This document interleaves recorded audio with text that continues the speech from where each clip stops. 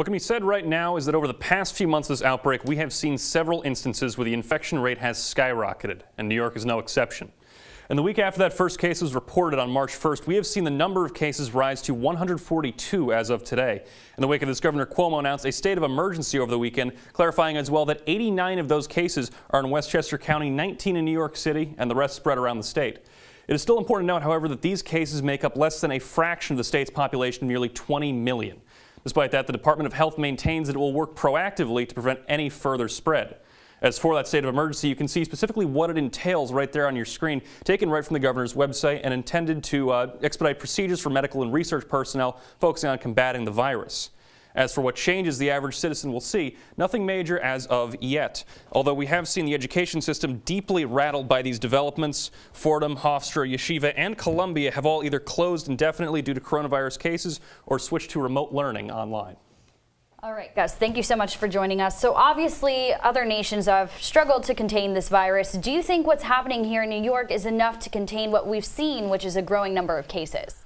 I don't think there's anything wrong with a little optimism. Obviously, the health department has been taking steps to ensure that these cases are accounted for.